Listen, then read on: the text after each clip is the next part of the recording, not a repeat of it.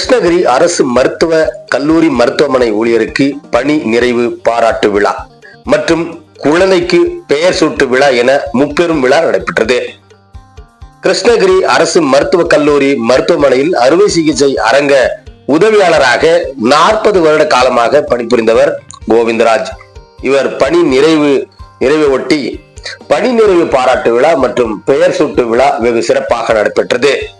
கிருஷ்ணகிரி முருகர் கோவில் பின்புறம் உள்ள மோகனப்பள்ளியில் நடைபெற்ற இந்த விழாவில் வேப்பரப்பள்ளி சட்டமன்ற உறுப்பினரும் அதிமுக துணை பொதுச் செயலாளருமான KP முனிசாமி மற்றும் கிருஷ்ணகிரி அதிமுக கிழக்கு மாவட்ட கழக செயலாளர் மற்றும் கிருஷ்ணகிரி சட்டமன்ற உறுப்பினர் அசோக்குமார் ஆகியோர் பங்கேற்று வாழ்த்துக்களை தெரிவித்தனர்.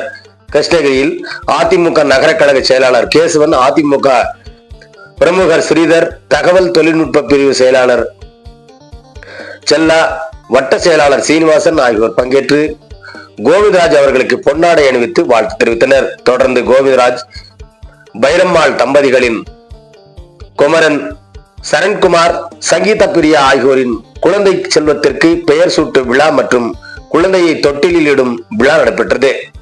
விழாவில் தாய்மாமன் திருப்பதி, தமிழ்மணி, ஷாம், சுந்தர், கேசவராகவன் மற்றும் அரசு மருத்துவக் கல்லூரி மருத்துவமனை ஊழியர்கள் ரவி, வேடியப்பன், கோவிந்தராஜ், சூர்யா, தர்மன் உள்ளிட்ட ஏராளமானோர் விழாவில் பங்கேற்றனர். விழாவில் பங்கேற்ற அனைவருக்கும் கோவிந்தராஜ் அவர்கள் இல்லத்தில் விருந்து வழங்கப்பட்டது என்பது குறிப்பிடத்தக்கது.